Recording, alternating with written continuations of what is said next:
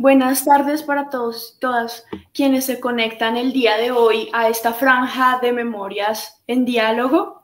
Nos alegra muchísimo que podamos discutir un tema tan pertinente para el contexto nacional y también un tema que a veces se ve alejado de los derechos humanos, pero que tiene todo que ver con los derechos humanos, con la memoria, la paz y la reconciliación.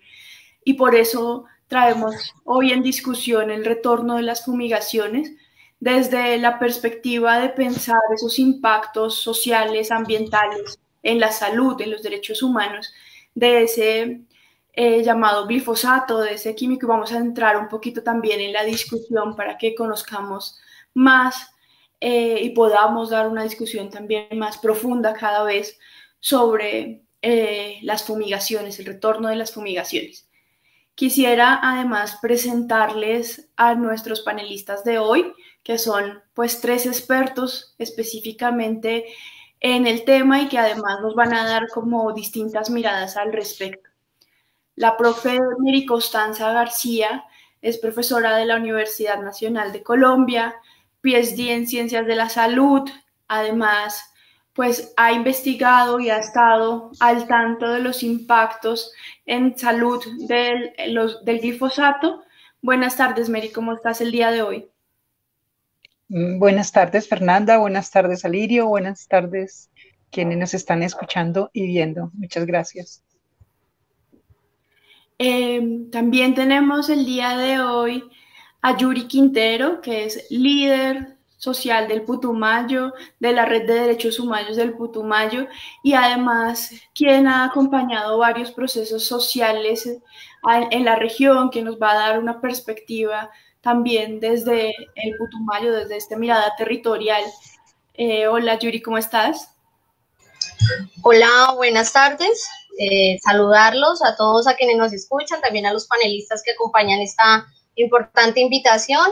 Desde los territorios, nada, con toda la expectativa de seguir visibilizando, informando, denunciando, pero además también dando a conocer realmente cuáles son las causas y todo lo que significa la aplicación de esta política a través de la estrategia de fumigaciones. Gracias, Yuri. Y tenemos a Lirio Uribe Muñoz, un abogado muy reconocido en el campo de los derechos humanos. Además, Lirio ha acompañado varias de las comunidades afectadas por el glifosato. Buenas tardes, Alirio, ¿cómo estás? Muy buenas tardes, Fernanda. Un saludo para ti, también para la profesora Mary Constanza y para Yuri y para todas las personas que están viendo en directo, en diferido, este debate. Muchas gracias, Alirio, por acompañarnos el día de hoy, a Yuri y a Mary. Creo que los tres nos permiten tener como una mirada muy integral sobre la discusión del glifosato. Quisiera justamente que empezáramos por una introducción a qué es el glifosato, a qué es eso que se viene denominando pues una fumigación o aspersión. Y tal vez empezaría justo por Mary, como para que nos introduzca un poco a esa discusión sobre el glifosato, el contenido y un poco también ir adentrándonos a lo que implican las fumigaciones.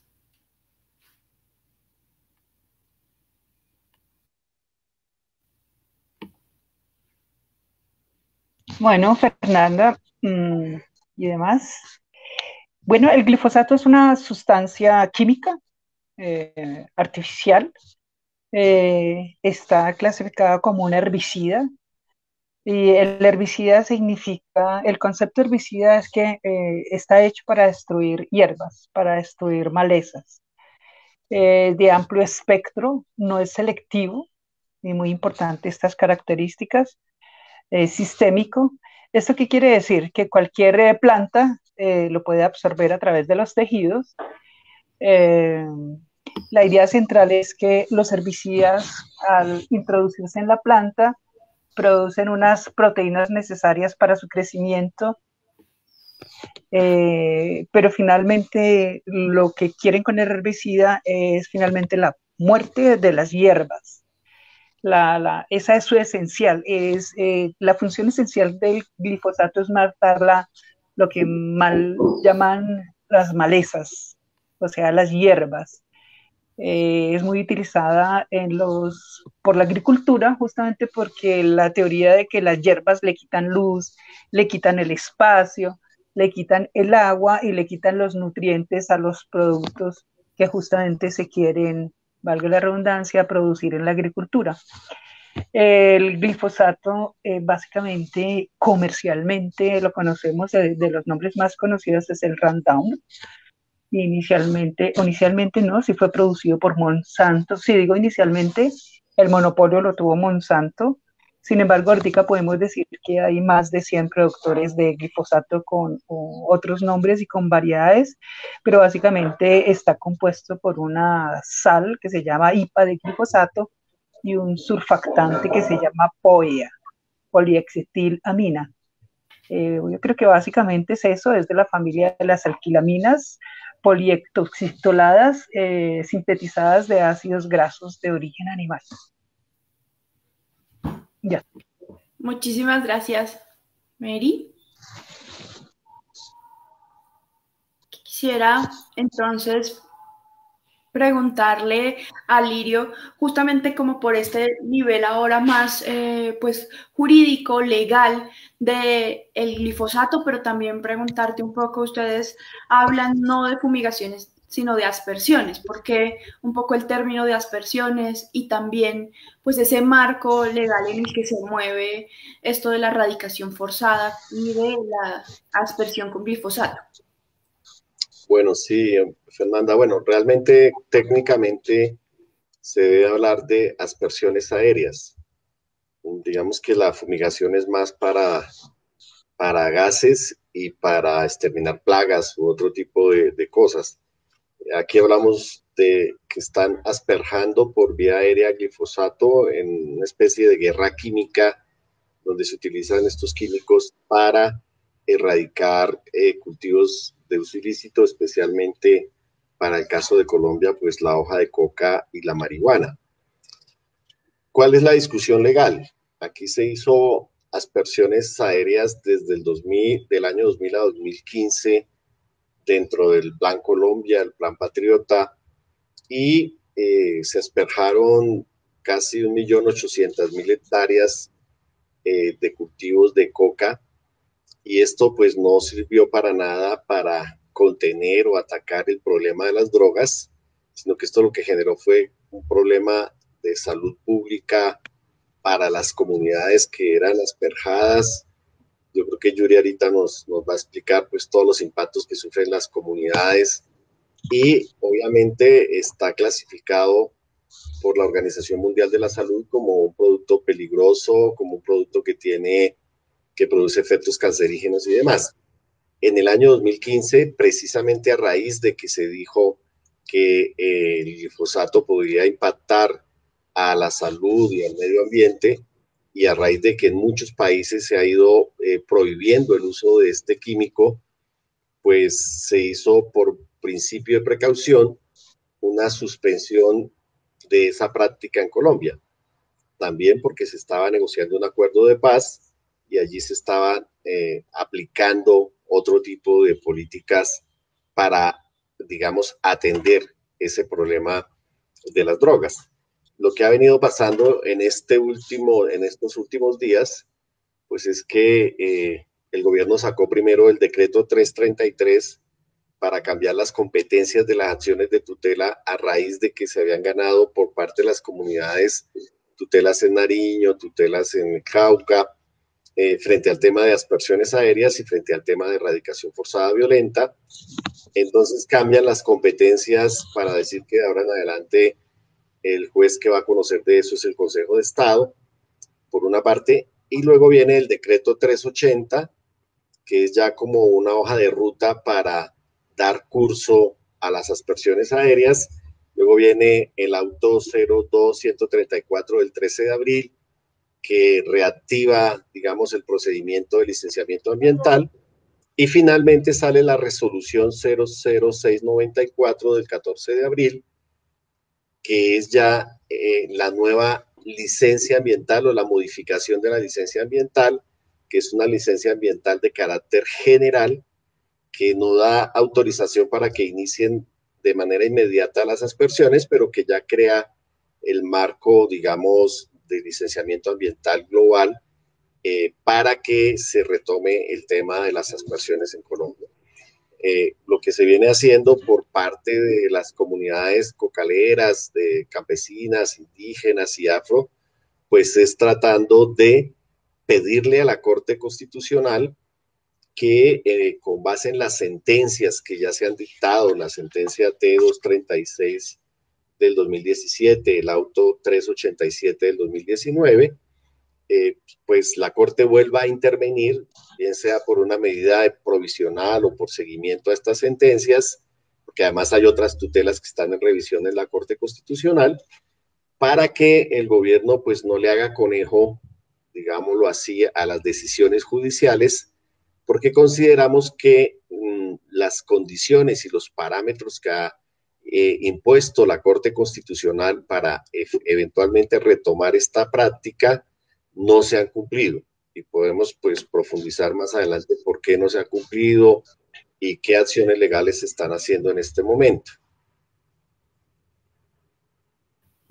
Muchas gracias, Alirio. Nos permites ya un panorama general desde la perspectiva jurídica y ahora justamente quisiera preguntarle a Yuri por el panorama territorial.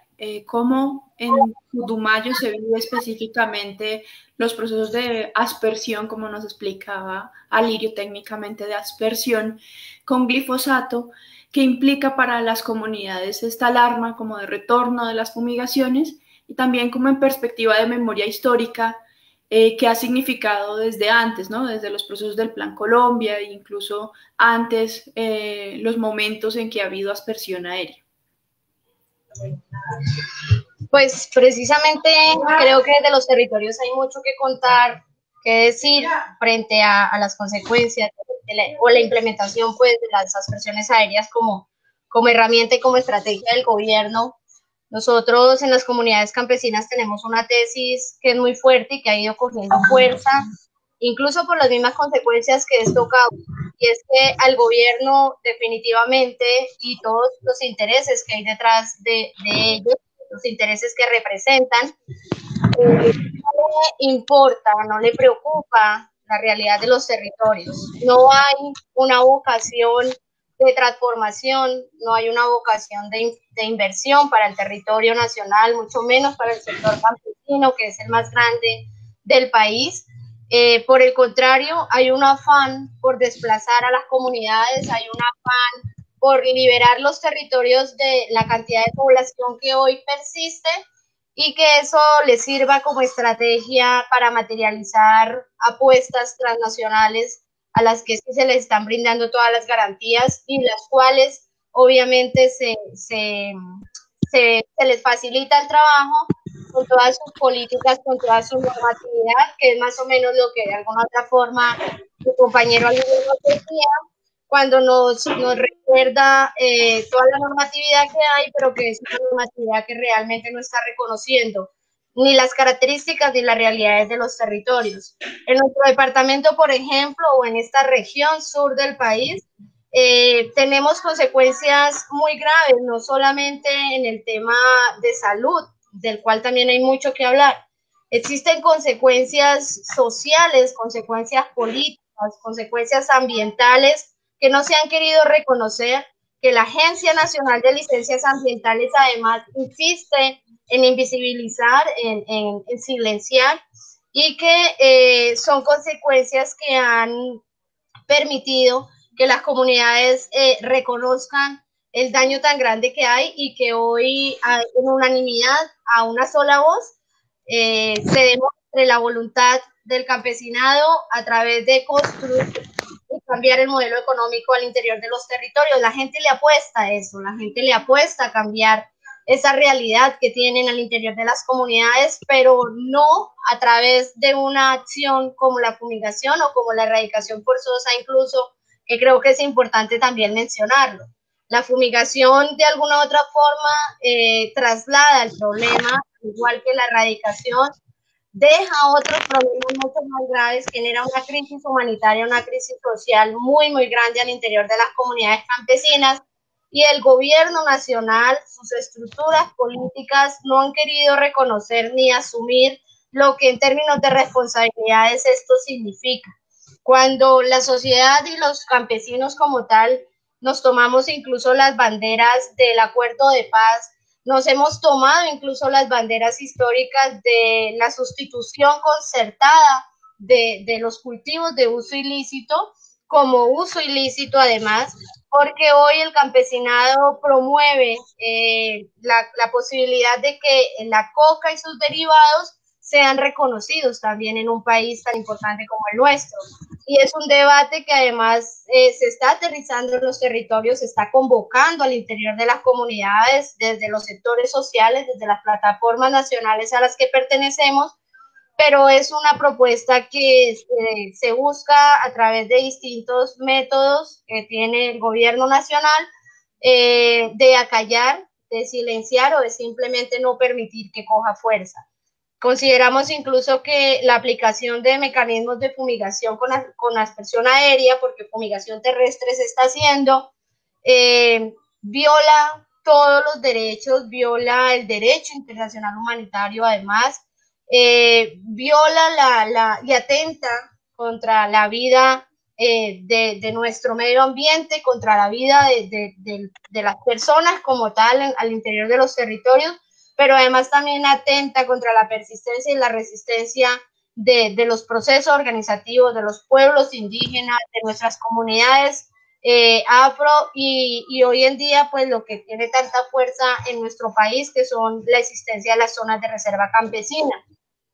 Existe además el análisis sobre la mesa y la discusión sobre la mesa para con el gobierno nacional frente al por qué es más rentable para ellos fumigar o contratar personal para erradicación y no la inversión, por ejemplo, a través de una propuesta o de un programa de sustitución tan completo y tan importante como lo es el PENIS, ¿sí? Que fue un programa además construido mucho antes de la firma del acuerdo de paz, y que con la firma del acuerdo de paz pues coge una fuerza muy importante y muy interesante. Son de las distintas cosas que al interior de los territorios se habla, son de las distintas cosas que al interior de las comunidades se exige respuesta, se exige además reconocimiento a estos debates, y son las cosas a las que el gobierno le está haciendo el quite. Estamos muy preparados para seguir exigiendo no a la fumigación, para seguirle diciendo al gobierno nacional por qué no a la fumigación, e incluso se está buscando de los territorios contacto y esa capacidad de comunicación que se pueda tener con Estados Unidos, con las embajadas, con la Cámara, con los distintos figuras que a través de Estados Unidos puedan ayudar a parar esta decisión de Colombia, teniendo en cuenta que inciden presupuestalmente y políticamente en esta clase de decisiones. El campesinado colombiano como herramienta o como una de las posibilidades ese escenario, y se está haciendo, se está motivando desde hace ratos esa posibilidad, además de todo lo que significa encontrarnos nuevamente en las calles y demostrarle al gobierno nacional una vez más, como se ha hecho muchas veces, que definitivamente la solución no es la fumigación, que nunca se va a aprobar esta herramienta por las consecuencias que ya hemos vivido, por la experiencia que ya hay, pero además porque no se le acepta que esta sea una estrategia válida a la realidad que hoy están viviendo nuevamente los territorios. Muchísimas gracias, Yuri. Nos das también un panorama muy centrado en Putumayo y específicamente en el territorio en el que se vive directamente la aspersión. Quisiera preguntarle justamente con respecto como a estos impactos sociales y de salud, el impacto por la salud pública que se ha venido investigando más desde la academia a Mary y preguntarle también, porque ustedes tienen como una mirada muy amplia, mucho más general con respecto a la salud, no solo en términos individuales, sino también a la salud en términos sociales, y a una mirada de salud pública. Entonces, preguntarte por esos impactos en salud, cómo están documentando y cómo está documentado ese impacto en salud. Que justo en el momento en que hacías la pregunta, acabo de escuchar solamente la última parte, me estaba sacando y me acabé de reconectar. ¿Puedes, por favor, repetirla? Sí, Mary, te preguntaba justamente por ese impacto al nivel social y de salud pública, como una mirada... María Fernanda, ¿me puedes repetir la pregunta, por favor? Sí, te estaba preguntando por el tema de salud, como una perspectiva de salud y sociedad y de salud pública, de los impactos de la aspersión con glifosato.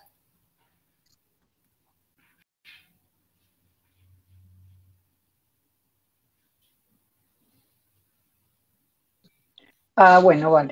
Entonces, no sé si me escuchan bien, y si no, yo estaba escuchando atentamente a Yuri y decirle a Yuri que en la intervención de ella hacía una afirmación de que hay impactos no solamente en la salud.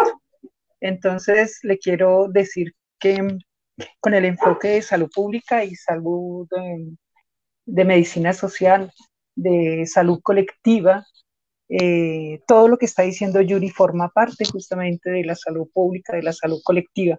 Es decir, todo esto que nos está planteando de los derechos, todo esto de la afectación del medio ambiente forma parte también de la salud colectiva, y esta es una gran diferencia en el enfoque y es un llamado de atención que quiero hacer para cuando hagamos el análisis de los impactos de las aspersiones aéreas con el glifosato en la salud pública, porque justamente lo que pretende y lo que han pretendido estas multinacionales que invierten muchísimo dinero en investigación es demostrar que el glifosato no es muy tóxico para la salud humana desde un enfoque individual, y han invertido pero cantidad de dinero en investigaciones. Yo quiero decir, afortunadamente después de que del año 2015, como lo citó muy bien Alirio,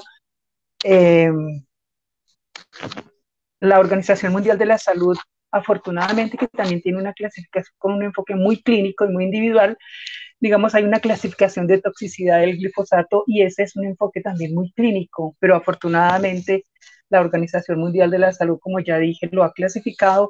Tienen una clasificación en 5 categorías. El glifosato estaba antes en la tercera categoría y cuarta.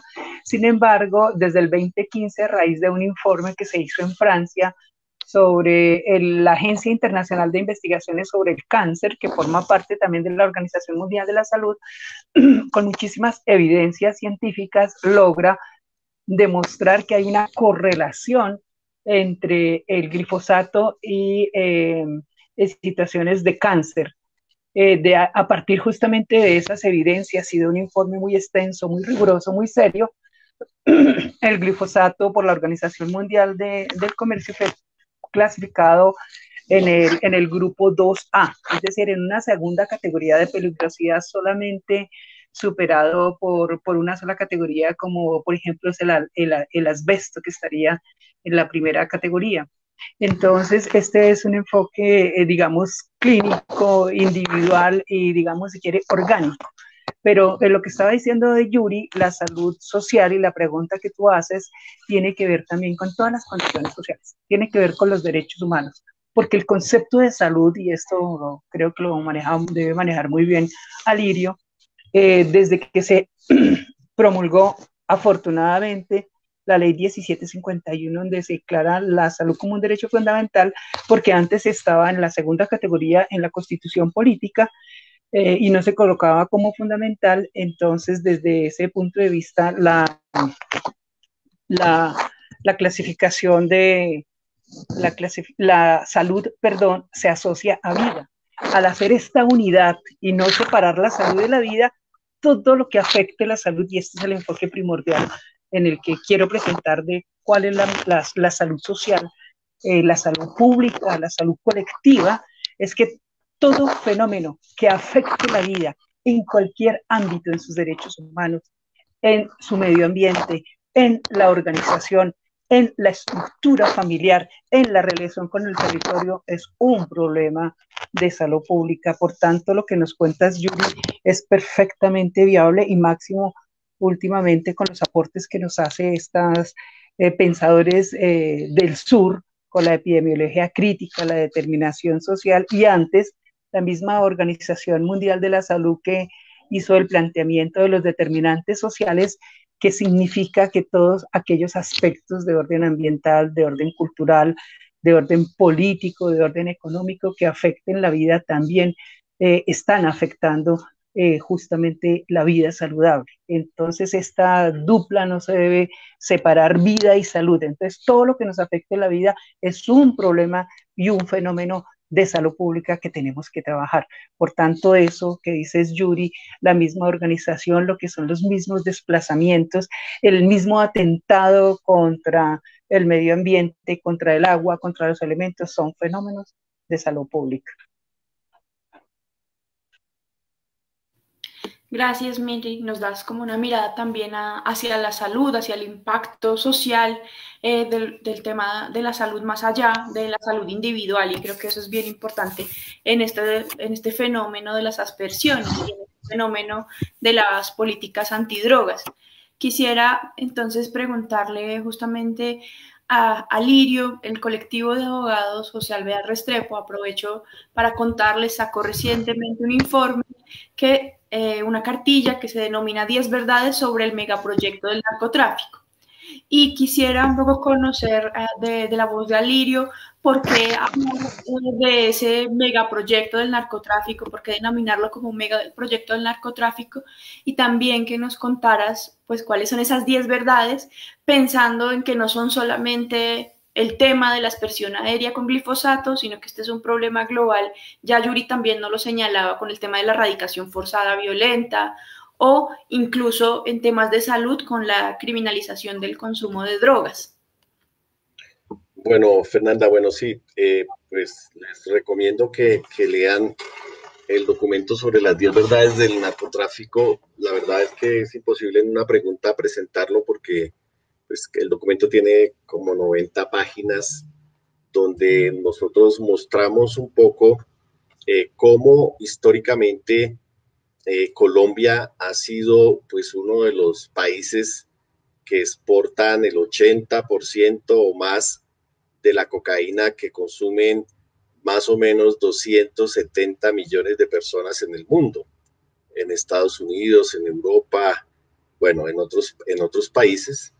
Y obviamente es el proyecto que produce más dinero, que tiene una inserción internacional directa, que lava activos, que tiene pues toda una cadena de valor que está representada en inversiones legales, en empresas, en hoteles, bueno, en muchos factores de producción. Aquí en Colombia tenemos tratados de libre comercio con muchísimos países y las rutas del narcotráfico van precisamente por esas rutas de esos tratados de libre comercio, van camufladas en exportaciones legales. Bueno, es un tema bastante complejo y obviamente hay una captura también del Estado a partir de ese megaproyecto, como suelen hacer todas las grandes empresas, colocan a los gobiernos a trabajar a favor de los negocios, en este caso, pues una captura ilegal, y lo vemos con la parapolítica, donde más de 60 congresistas fueron condenados por estar financiados y apoyados por grupos paramilitares que se financiaban con el narcotráfico. Entonces, hemos visto el escándalo de la ñeña de política, lo del tema del embajador en Uruguay, el embajador de Duque que procesaba cocaína aquí cerca de las zonas francas, por donde salen productos también, ingresan productos al exterior. Entonces, este megaproyecto, de alguna manera, lo que hace es generar una guerra contra las drogas, que es una mentira. Se está atacando a los eslabones más débiles de la cadena. Concretamente, el gobierno de Duque apenas llegó, sacó un decreto para criminalizar a los consumidores, pues colocaron más de 350.000 multas para perseguir a los jóvenes y para atacar el otro extremo más débil de la cadena, que son los cultivadores. Lo que dice el acuerdo de paz es precisamente que lo que no hay que atacar es los consumidores, porque son personas que en un 90% o más no tienen ningún problema, digamos, y los que tienen adicción, pues son enfermos, son adictos, y hay que tratarlos desde el punto de vista de la salud pública. Y lo que hay que hacer con los cultivadores, esas 300.000 o 400.000 familias que se ven compelidas a vivir de estos cultivos, pues es generarles, como decía Yuri, pues proyectos productivos y sustituir los cultivos de manera concertada, que es lo que dice el acuerdo de paz, para que se haga desarrollo rural integral y para que puedan hacer esto. Entonces, cuando decimos que es un megaproyecto, es porque realmente son muchísimos millones de dólares. Ninguna empresa produce los capitales, ni ninguna línea de exportaciones, ni los petroleros, ni los bananeros, ni los cafeteros, ni nadie produce el dinero que pone este mercado ilegal. Y obviamente, cuando hablamos de una guerra falsa, pues es que lo que hace el gobierno es mandar el mensaje que está combatiendo el narcotráfico cuando está persiguiendo a los jóvenes en las ciudades, o que está combatiendo el narcotráfico cuando está tratando de hacer erradicación forzada violenta o tratando de hacer aspersiones aéreas como lo pretenden hacer ahora. Obviamente ahí hay muchos gobiernos han sido financiados por dineros ilegales, campañas políticas, mucho lavado de activos se da, o sea, solamente aquí la mitad de la población vive de la economía informal, de vender cosas en las ciudades, en las calles. Muchas de estas mercancías vienen de contrabando, se saca cocaína y se trae de todo a Colombia, también se trae armas para los grupos armados. Bueno, es toda una cadena de cosas que generan una economía y que de alguna manera el Estado sabe, y sabe que hay esos actores. Si ustedes miran las zonas donde están los cultivos ilícitos, o sea, el Putumayo, o el Cauca, o Nariño, o Antioquia, o el Catatumbo, son las zonas más militarizadas del país. Y allí entran los insumos químicos, circulan todos los grupos armados, salen las toneladas de cocaína hacia el comercio internacional, y pareciera que el Estado, en vez de hacer interdicción de todo eso, lo que hace es vigilar y cuidar el negocio.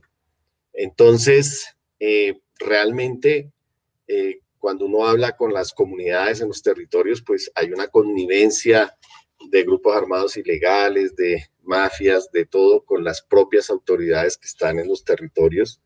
Y entonces, al público se le vende una supuesta política antidrogas, y lo que están haciendo ahorita, pues es tratar de volver al fracaso.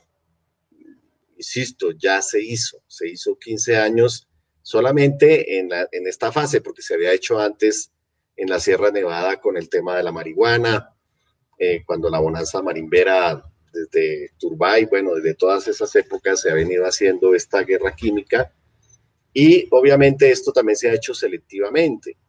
No se asperjaron las zonas paramilitares que tenían coca en una época, no se asperjaban los cultivos industriales, se asperjaban eran las comunidades indígenas, campesinas, para desplazarlas, para privarlas de sus medios de subsistencia, para envenenar sus animales, destruir sus casas.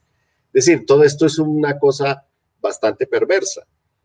Se gastaron, dicen, entre 80 y 100 billones de pesos, que eso es una cantidad de dinero impresionante, para hacer estas políticas que saben que son fracasadas. Y aparte de eso, pues la Corte Constitucional ha fijado criterios, ha dicho que se necesitan unos estudios independientes, imparciales, técnicos, científicos, que digan que el glifosato no afecta a la salud ni afecta al medio ambiente. Esos estudios no existen, y los que existen son los que ya hablaba la profesora Mary, que dicen todo lo contrario. Y se le miente al país, se le miente a los jueces, se le miente a las autoridades. Tampoco se ha hecho lo que dice la Corte, de hacer la consulta previa a los pueblos indígenas. Más de la mitad de los municipios donde pretenden asperjar, hay comunidades étnicas. Tampoco se ha hecho y se ha garantizado la participación ambiental y el debido proceso, y que las comunidades puedan ser consultadas a partir del derecho de participación ambiental. Por eso hay unas tutelas que ahorita están en revisión en la Corte por aspersiones, por falta de consulta y demás, y otras por erradicación forzada violenta. La Corte ha dicho que hay que hacer una priorización de la política. Primero los planes de sustitución voluntaria. Después, si esto no opera, o sea, si los PENIS no funcionan, habría que hacer erradicación forzada. Y si esta no funciona, habría que hacer aspersiones aéreas. Tampoco se está aplicando esos criterios de jerarquización. Por eso hemos estado diciéndole a la Corte que tome medidas provisionales, los accionantes de las tutelas, los pueblos indígenas, las comunidades. Ayer le entregamos más de 20.000 firmas a la Corte Constitucional de ciudadanos y ciudadanas que están pidiendo que la Corte intervenga en este tema.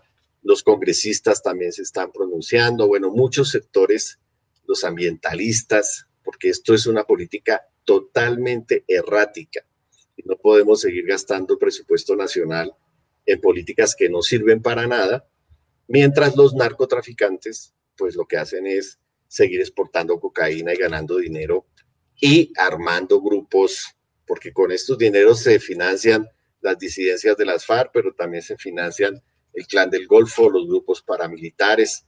De hecho, el no aplicar el punto 4 del acuerdo de paz lo que garantiza es la perpetuación del conflicto armado, a partir de todas estas economías ilegales que mueven cantidades de dinero y que son lavadas nacional e internacionalmente.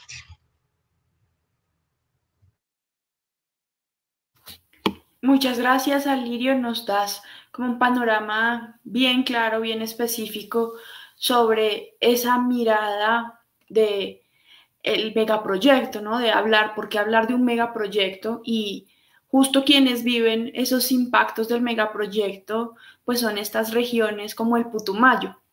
Y quisiera un poco entonces preguntarle a Yuri precisamente por cómo se vive el cotidiano o la rutina un poco del Putumayo con respecto a la producción de coca y sus derivados, pues, y también todos los impactos que tiene socialmente, eso que llamaba un poco Alirio el eslabón más débil de la cadena, que son pues los campesinos cultivadores, uno de los eslabones más débiles de la cadena. Pero también quisiera preguntarte, tú estuviste y has estado denunciando mucho las confrontaciones que ha habido entre la fuerza pública y las comunidades campesinas indígenas en algunos municipios del Putumayo, particularmente en Orito o en Vereda Llano Verde, con respecto a esos procesos de la entrada de la policía antinarcóticos y de la erradicación forzada. Entonces también quisiera que nos contaras un poco cómo han sido esos momentos pues de también procesos de erradicación forzada recientemente y esas dinámicas pues que se viven en el territorio con respecto a los cultivadores. Bueno, voy a empezar por el último planteamiento que haces, y voy a empezar diciendo que incluso muchos de nosotros hoy, dirigentes, líderes y lideresas en los territorios, nos formamos en medio de esas circunstancias, de esos mecanismos. Nos formamos en medio de la protesta contra la erradicación, nos formamos en medio de las actividades de movilización para exigirle al gobierno nacional que sean otras las estrategias y que esas estrategias contemplen el derecho a la participación que tenemos la ciudadanía, que tenemos los campesinos, sobre todo en un territorio como el nuestro que ha vivido de manera directa las consecuencias de la implementación de estas políticas antidrogas. En la práctica, las fumigaciones, como lo hemos dicho hace ratos, nos han generado no solamente una crisis interna en los territorios, sino además una cierta ruptura al tejido social y es ahí donde aplica la estrategia del gobierno y de la historia de los pueblos con respecto a la división interna, el divide y reinará, decimos nosotros. Porque si bien es cierto, el cultivo de coca y su uso ilícito ha generado mucha violencia, ha mantenido una crisis en todos los sentidos al interior de las comunidades, pues también es cierto que ese cultivo y su uso ilícito, pues ha sido, como decimos nosotros los campesinos, el Estado que nunca ha estado, ¿sí? Y no para justificarnos, ni mucho menos para decir que la coca tiene que mantenerse y su uso ilícito, sino para insistir en la necesidad de que la inversión y las acciones para con los territorios tienen que ser dirigidas a contrarrestar esas problemáticas estructurales que hacen que un cultivo como la coca y su uso ilícito se mantengan en los territorios y que persistan y que hoy los campesinos nuevamente defendamos, ¿sí? Porque es verdad, lo defendemos.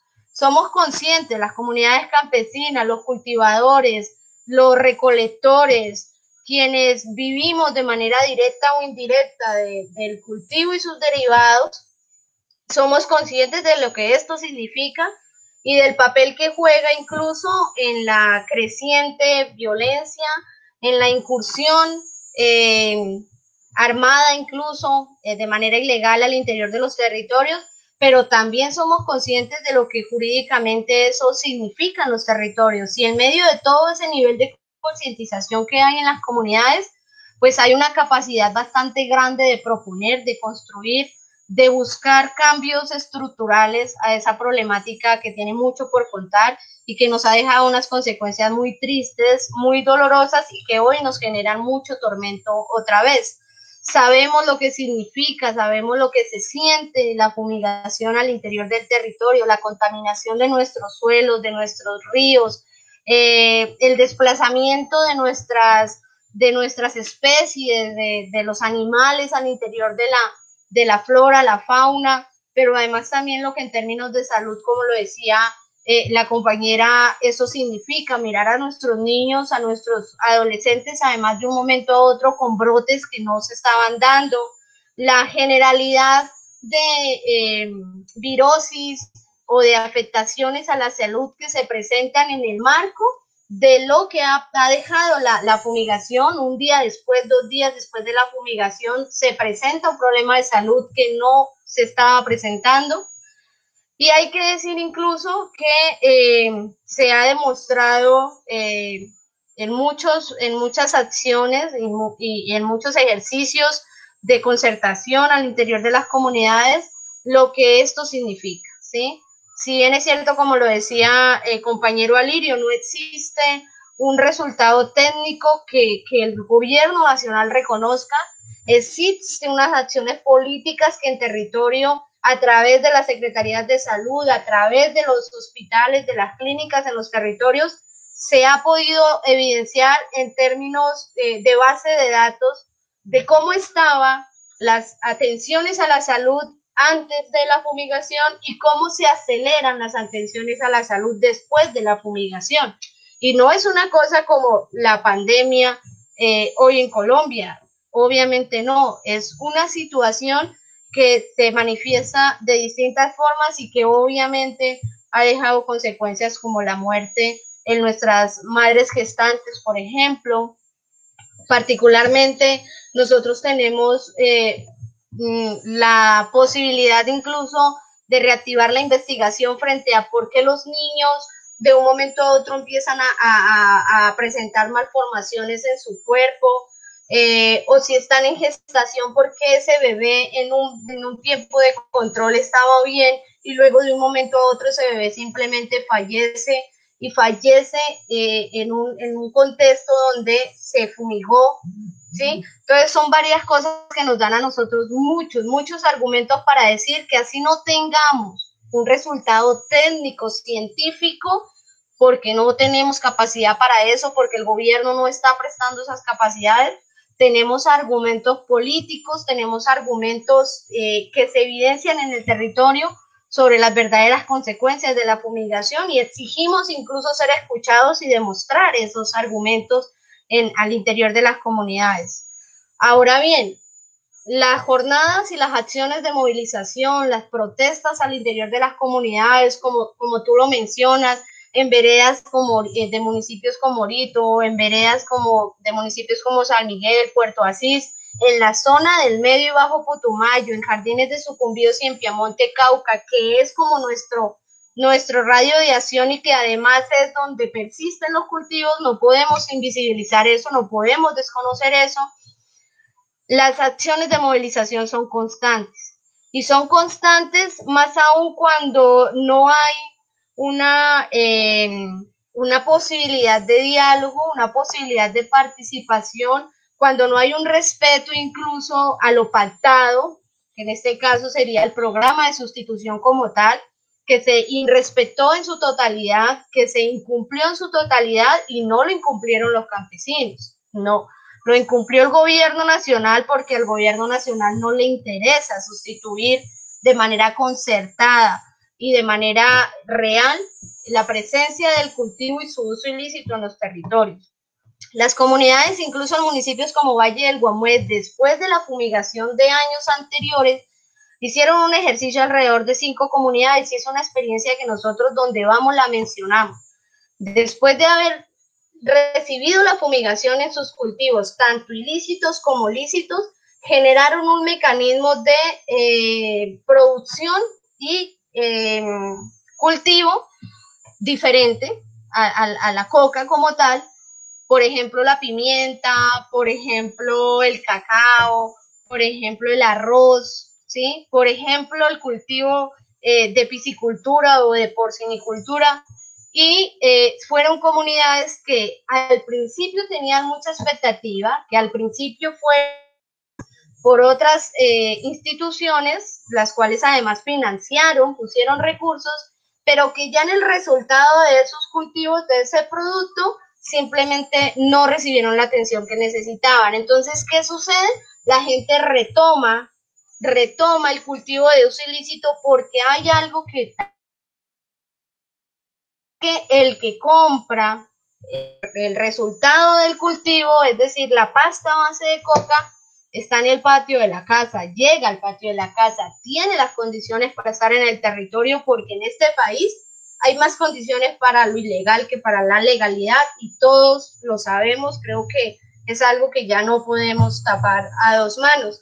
Y en ese orden de ideas, la comunidad, sin justificar, vuelvo y repito, pues lastimosamente está presente o persiste o está inmersa en esta cultura o este modelo económico que nos instauraron en nuestro territorio, que llegó al Putumayo, a la región sur, promovida por otros actores que hoy son los magnates, que hoy están en otro país, simplemente recibiendo las ganancias de esa estrategia para con los territorios en medio de la crisis económica que viven las comunidades, sobre todo el sector campesino en este país.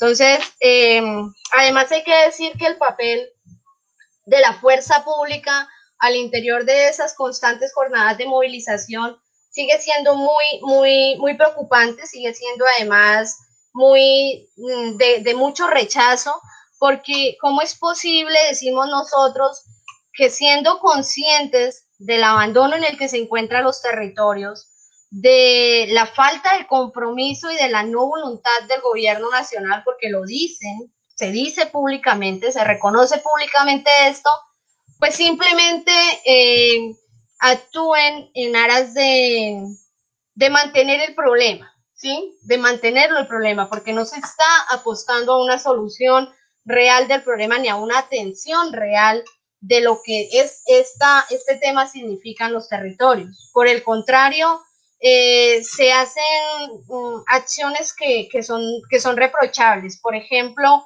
salía hace unos días un documental con respecto a la erradicación forzada y falso positivo en la erradicación forzada. Creo que fue una información que dio muchas vueltas, no solo en el país, sino en otros sectores fuera del país, y que hoy está a la luz del día para cuestionar y para empezar o mantener ese juzgamiento que hacemos los sectores sociales al interior de esto, porque es real, porque la erradicación no se está haciendo, porque la erradicación no se está permitiendo, porque los campesinos no la estamos permitiendo, porque tenemos todos los argumentos para decir por qué no se permite. Pero además, porque ahorita con esa nueva propuesta que tiene el gobierno nacional, que sigue siendo parte de sus contradicciones y sus acciones incoherentes, que le tienen como título hecho a la medida, pues lo que uno entiende es que siguen en su afán de trasladar el problema, de generar un desplazamiento del problema y de no atender el problema como corresponde. Insistimos mucho en que la aplicación y la implementación del acuerdo de paz tal y como está, tiene que ser un hecho, se tiene que dar, los territorios lo merecen, pero además el país necesita cambiar esa realidad que hay al interior de sus territorios y que se profundiza con mucha preocupación, que está cogiendo mucha fuerza.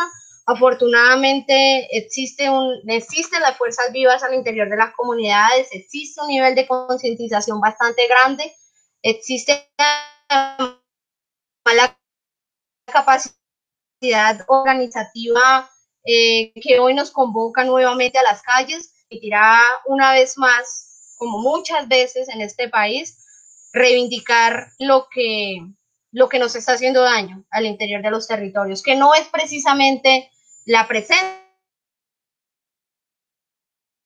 es la no implementación, el no cumplimiento, la no inversión y la activación de estrategias para despojar los territorios, que es realmente lo que hay detrás de toda esta política antidrogas y de las políticas que este gobierno ha venido adelantando. Gracias, Yuri. Esto justamente nos permite hablar de esa dinámica propia de los territorios, de los cultivadores, de qué es lo que está sucediendo y qué podemos prever también qué va a significar este retorno de la aspersión aérea, y es seguramente el aumento de la conflictividad social y de estos impactos tan graves que tiene a nivel de salud, a nivel social, a nivel económico. Quisiera, para seguir ahondando en esos impactos de los que estamos hablando, ya hemos hablado un poco de los impactos en salud pública, a nivel individual, de toxicidad, pero también ha estado en el aire justamente, a propósito, la parte ambiental. Y es un tema que no podemos desconocer, que es un tema prioritario, debería ser un tema prioritario en el país, el tema del impacto ambiental. Específicamente, pues se ha mencionado los niveles de toxicidad que quedan en el territorio, que quedan en los suelos, que queda también en el río. Y quisiera preguntarle a la profe Mary justamente por esto de los impactos ambientales, y aprovecho porque pues se va acabando el tiempo, pero preguntarle también, tú señalabas cuando hablábamos un poco también del impacto en este momento en temas de pandemia, ¿no? O sea, en una perspectiva en que estamos viviendo una pandemia que implica pues ese retorno de la producción con glifosato.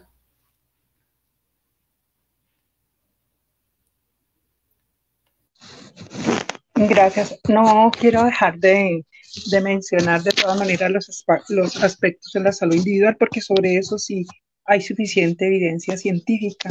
Justamente porque existe la evidencia científica fue que se clasificó el glifosato en un nivel de peligrosidad después de la línea 1, es decir, en la línea 2. Entonces,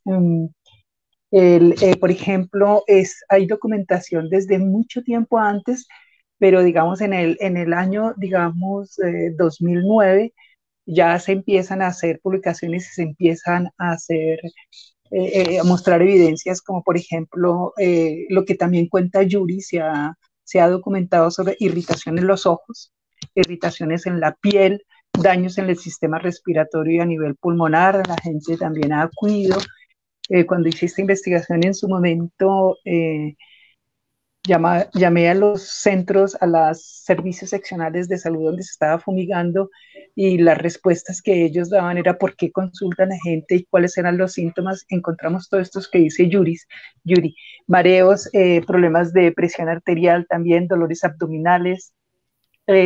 También en el año, para no citar unos muy lejanos, ahorita en el año 2007, el CES, la revista de salud pública, nos muestra también unas investigaciones dirigidas por Campuzano Cortina y Viejo Negra, en el cual muestran y señalan bloqueo auriculoventricular, afectación pulmonar y renal. Y uno último que me impactó mucho sobre que tiene que ver con las mujeres. Hay una documentación por lo menos de 2 casos que lo hace el Centro de Derechos Reproductivos de la Escuela de Salud Pública de la Universidad del Valle, que está documentando de 2 mujeres colombianas que han denunciado abortos espontáneos justamente como exposición al glifosato. Entonces eso es muy interesante, muy importante también conocerlo. Ya frente a la pregunta tuya, claramente entendiendo que la salud pública, la salud... ¿Cómo? ¿Podrías abrir la cámara? Eso. Ya. En términos de la pregunta ya en concreto que estás haciendo sobre los impactos ambientales, como ya lo dije, el enfoque de la salud social, de la determinación social e inclusive de los determinantes sociales de la OMS, se encuentra una íntima relación en que la afectación que generan las aspersiones aéreas con el glifosato también afectan la salud colectiva. El solo hecho de hacer estas aspersiones es un hecho absolutamente agresivo, es agresivo para la vida, es agresivo en la medida en que están haciendo aspersiones por todo el territorio, encima de niños, encima de personas, encima de animales. Las avionetas en este caso no tienen, al menos en el momento en que hicimos la investigación y nos señalaban y nos mandaron videos de cómo estas avionetas agresivamente, con un ruido espantoso, además de los costos que lo debe manejar muy bien Alirio, de todo lo que significa el valor del glifosato, el alquiler de los aviones, etcétera. Entonces es un acto absolutamente agresivo que, por ejemplo, genera una contaminación del aire. Eso está muy estudiado en salud ocupacional, del cual también soy especialista, que se altera cuando uno tiene unos niveles de ruido excesivos y unas avionetas que están haciendo unas aspersiones encima de las personas y de los animales. Entonces está generando una contaminación ambiental que genera alteraciones en las condiciones emocionales y de estrés. También esto se encuentra, por ejemplo, en el aire, porque es que se fumiga y como es un polvillo también, él queda esparcido. Se han encontrado también que el glifosato se encuentra también en la tierra, y mientras esto lo investigó el Sanivia, que también sí es cierto que encontraron trazas en las raíces, cuando originalmente habían dicho que era solamente para las ciertas hierbas, pero no, también se ha afectado los productos. Y vale la pena recordar algo que dice Yuri sobre por qué la gente ha dejado también de hacer un reemplazo, que fue un acuerdo que se hizo de no seguir produciendo hoja de coca y sí producir otros alimentos, como por ejemplo en su momento los de pan coger. Entonces la gente hizo y tenía sus huertas en los patios de sus casas y también fueron fumigados. Es decir, la misma política del gobierno, esa misma política empezó también a destruirlos. Entonces también se ha afectado los cultivos de productos de la canasta familiar en las mismas huertas. Como lo contaba Yuri, en las casas, en la parte de atrás se hacían cultivos para reemplazarlos, pero también fueron fumigados y también hubo impactos negativos en esos cultivos. El otro elemento que sorprende mucho es que esta es una decisión política, Yuri, realmente no es una decisión realmente técnica, es una decisión política, y está muy claramente demostrado como este mismo ministro actual, que en su momento trabajó, por ejemplo, con el ministro Gaviria, en los cuales suspendieron justamente las fumigaciones aéreas, y ahora el mismo ministro es el que está apoyando las fumigaciones. Entonces son decisiones netamente políticas, y son decisiones políticas porque con el gobierno de Trump se comprometió a este gobierno también a disminuir los cultivos de narcotráfico, y ahorita es la razón fundamental por la cual están creo yo, pues no sé si hay algo detrás en las cuales están haciendo las fumigaciones. Bueno, para concluir, también encontramos entonces trazas de glifosato en el agua, trazas de glifosato en la tierra, y esto, por supuesto, falta sí hacer unas evidencias científicas mucho más rigurosas de trazabilidad, por ejemplo, en todo lo que son las alimentaciones y en los organismos modificados transgénicamente, porque el origen justamente del glifosato era fumigar las malezas para ellos poder hacer cultivos grandísimos para que crecieran las plantas y tuviesen una producción masiva en organismos modificados genéticamente. Incluso esto de la Revolución Verde también fue un gran engaño de tratar la producción de soya para eliminar los problemas del hambre, y lo que se quería era justamente todos estos monopolios de los cultivadores inmensos, tener ese control de la famosa Revolución Verde con producción de soya, de maíz, incluso también de algodón, modificados genéticamente, y el glifosato se hizo justamente pensando en que no fuese a alterar justamente esos productos que ellos estaban, agrícolas, que ellos estaban promoviendo, y entonces se pensó que el glifosato iba a afectar solamente las hierbas, pero falta, creo, unas investigaciones muy serias para mirar también qué es lo que está pasando con este consumo masivo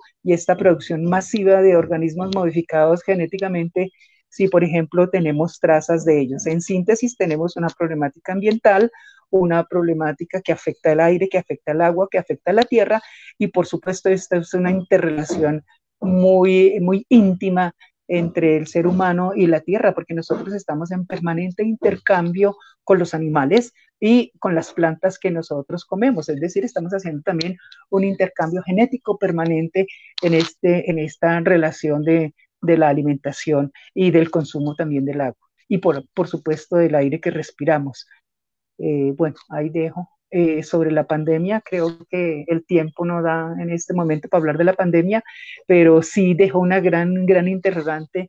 El análisis que yo hago es algo muy perverso. ¿Cómo es posible que mientras se esté recuperando de alguna manera el medio ambiente, cuando el campo es la salvación de la pandemia, cuando se necesitaba y había una regresión de la comunidad al campo a encontrarse con su madre naturaleza, a encontrarse justamente en la producción de alimentación, ahora venga una erradicación, cuando perfectamente sabemos que es la guerra hacia el campo, la guerra hacia los productos, y que está generando y que generó muchos desplazamientos? Entonces uno no logra entender cómo en pandemia, que justamente una de las soluciones es no el conglomerado, porque el contagio se da por el conglomerado, ahora entonces van a atacar el campo, que era la solución y una de las posibles alternativas más viables en esto de la pandemia. Simplemente dejo esa reflexión hasta ahí, María Fernanda, y muchas gracias, porque creo que el tiempo se acabó.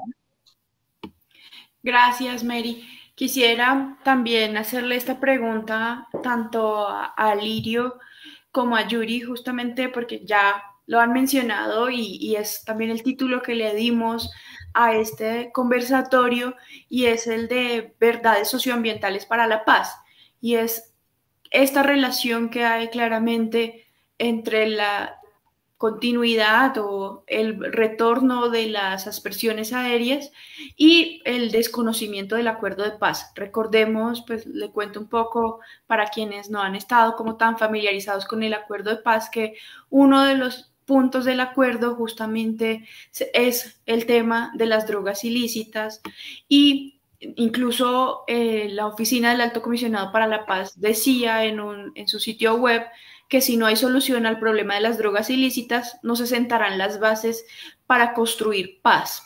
Entonces, esta relación directa que hay en general con la construcción de paz y en concreto con el acuerdo firmado, y particularmente pues este acuerdo que nos hablaba de 3 componentes como la sustitución, la erradicación de cultivos y el consumo y el narcotráfico, ¿no? También estos como distintos niveles del acuerdo en términos de drogas ilícitas.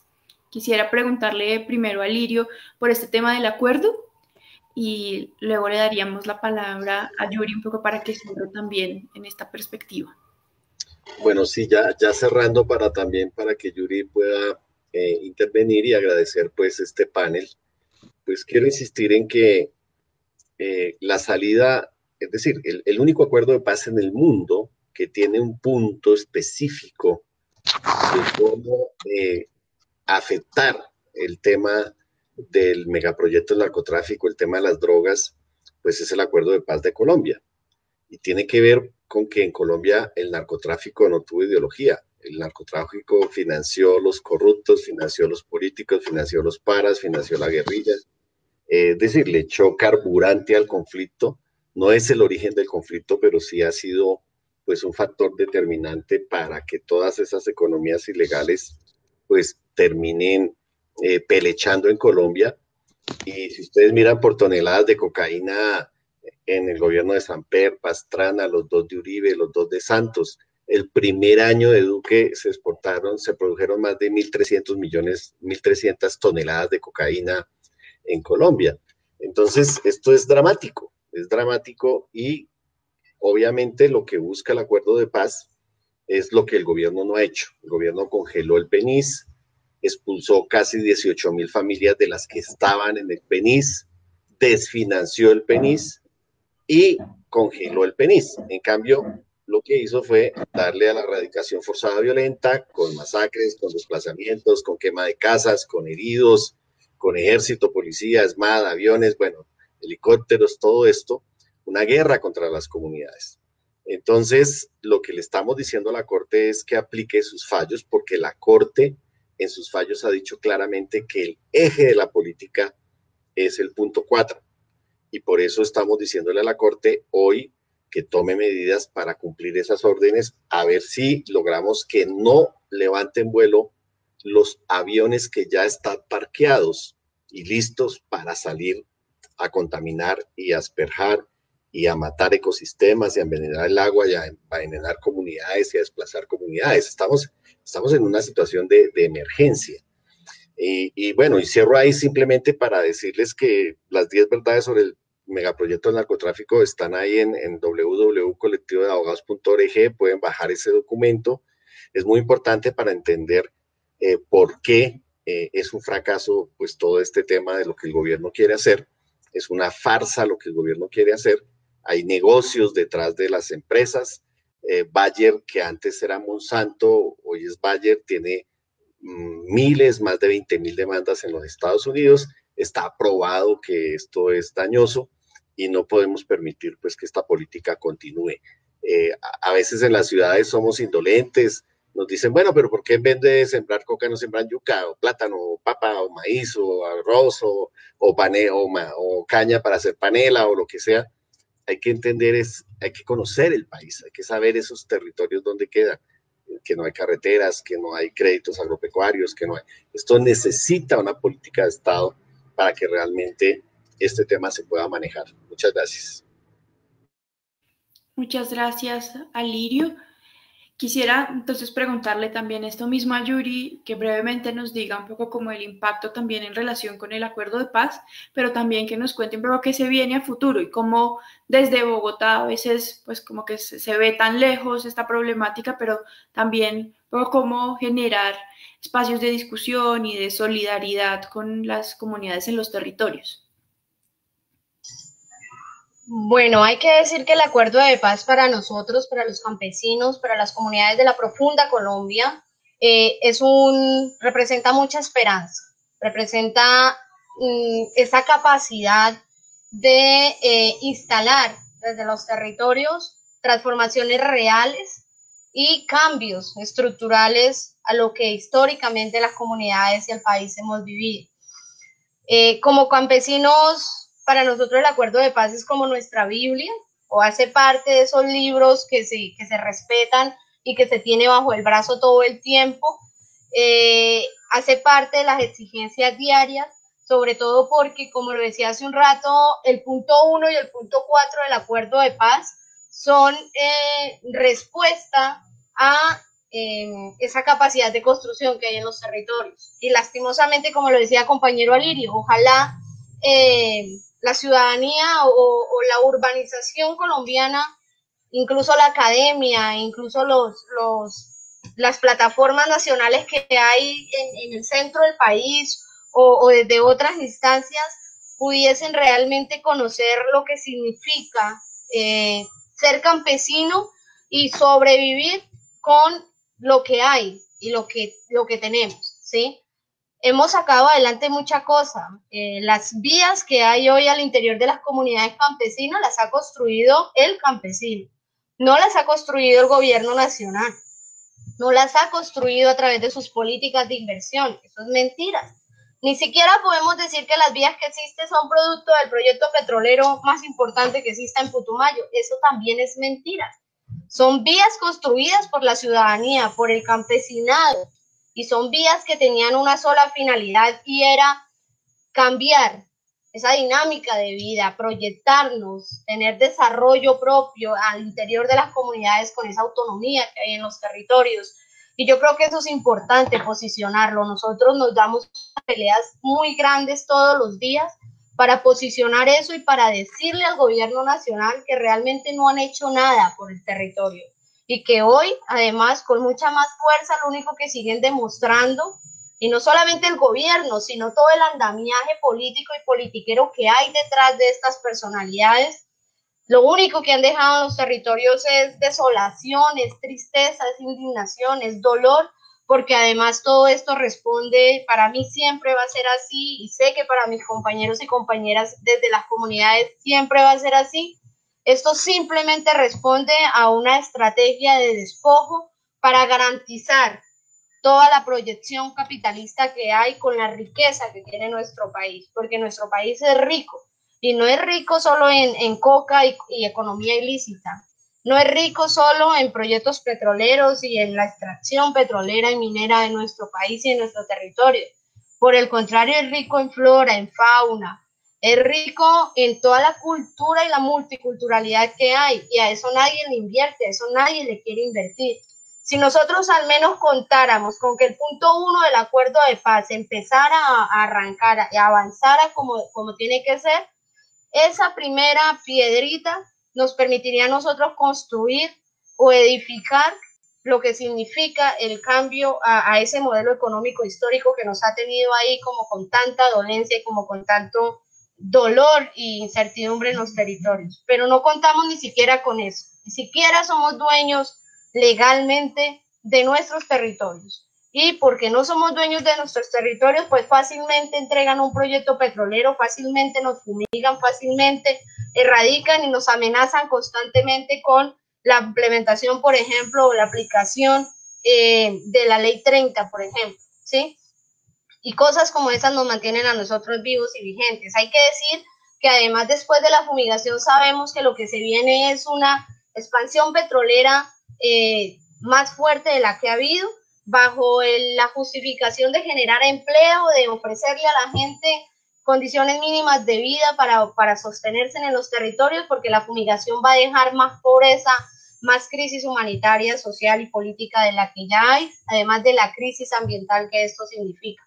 Yo quiero aprovechar este espacio para convocar, para instar a la academia, a los sectores sociales, políticos, a las fuerzas vivas del país, a que realmente rodeemos estas opciones y estos discursos desde los territorios, porque hoy más que nunca necesitamos a una sola voz decirle al gobierno ya no más, pero además decirle qué es lo que exigimos, y obviamente entre esas exigencias está la materialización y el cumplimiento cabal del acuerdo de paz, que es nuestro documento, que es nuestra Biblia.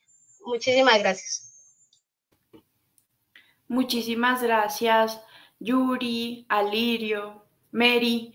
Creo que ha sido un panel muy completo que nos ha permitido tener como las distintas miradas y los distintos análisis del problema de la continuidad de la aspersión aérea y pues del incumplimiento desde el punto del acuerdo de paz sobre drogas ilícitas.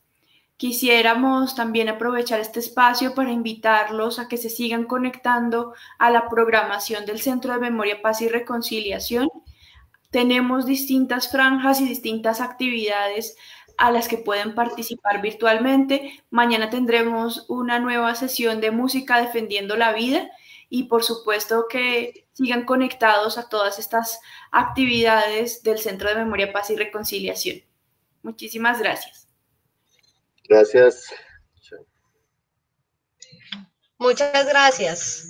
Gracias, Chao, Emilio. gracias. Gracias, Chao. Yuri. Hasta luego. Hasta luego. Les voy a mandar también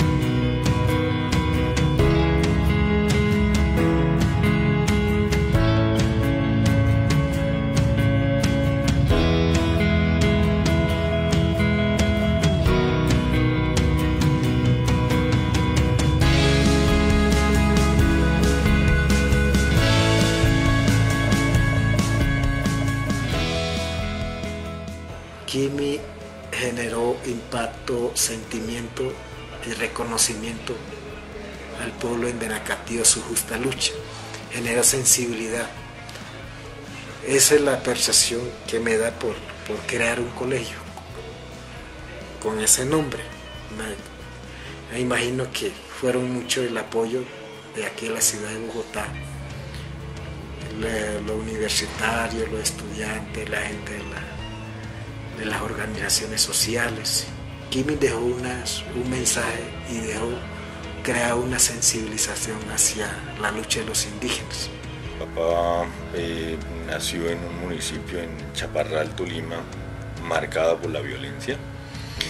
Él salió de Chaparral muy joven por hechos violentos que había en el municipio y vivió en medio de la violencia del país y finalmente, es lo más paradójico de todo, murió por un acto violento en medio de la violencia, habiendo dedicado su vida a buscar alternativas jurídicas a la violencia. Para mí es muy importante que el Jardín de la Siempre Viva esté en la cartografía de Bogotá para que Colombia y Bogotá se enteren de lo que sucedió hace 28 años en la tercera estación de policía. Mi nieta fue víctima de un agente de la policía, fue violada y asesinada.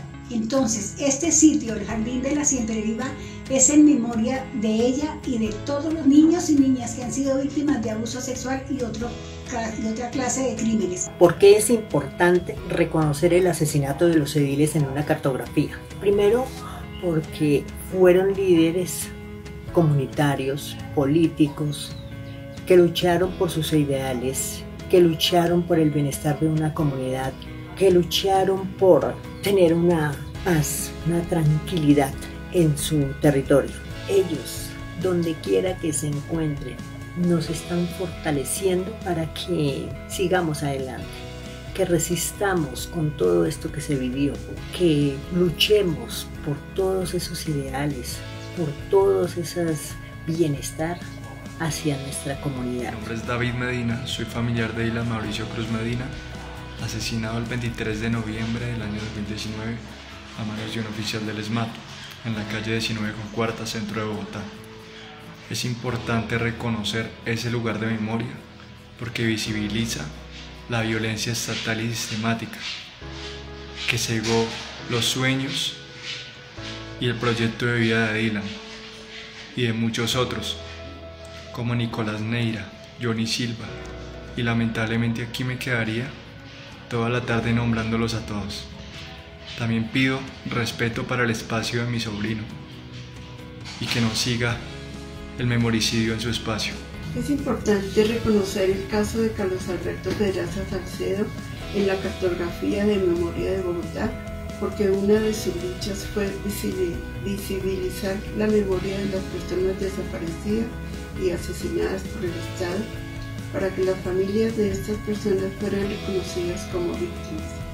Es por esto que hace parte del Movimiento Nacional de Víctimas de Crímenes de Estado. Realiza la base de datos del proyecto Nunca Más, pertenece al Congreso de los Pueblos y al movimiento político de masa social y popular del Centro Oriente colombiano.